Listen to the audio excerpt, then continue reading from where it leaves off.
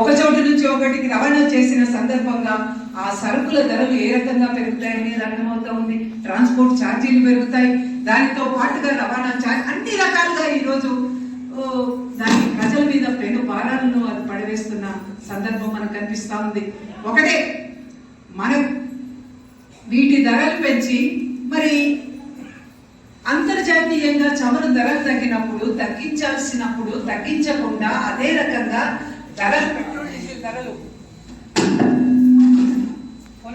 కేంద్ర బీజేపీ ప్రభుత్వానికి ప్రజల జేబుల్లో ఉన్న ఆదాయాన్ని ఎట్లా కొల్లగొట్టాలి అనే ఆలోచన తప్పితే మన గురించి ప్రజల సౌకర్యాల గురించి ఆలోచించిన పాపాను పోవట్లేదని మనం అర్థం చేసుకోవాలి.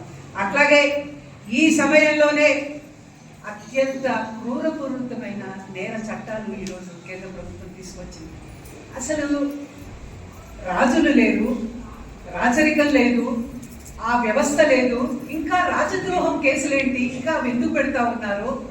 ఆ సెక్షన్ ఏదైతే ఉందో 124A ఏదైతే ఉందో దాన్ని పూర్తిగా ఎత్తేయాలి అని చెప్పి చెప్తా ఉంది. సుప్రీంకోర్టు కూడా ఆదేశాలు ఇచ్చింది అది ఉండొద్దు అని.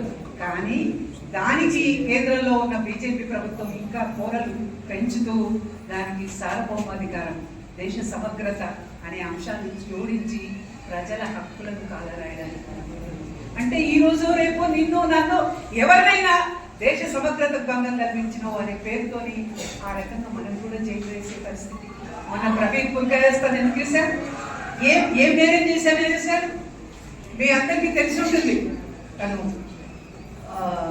న్యూస్ క్లిక్ అనే దానికి ఎడిటర్.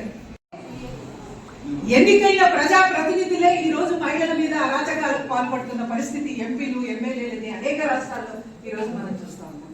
ఎవరికి కొమ్ము కాస్తా ఉంది? ఈ రోజు బాధితుల పక్షాన నిలబడాల్సిన ప్రభుత్వం ఎవరైతే నేరస్తులు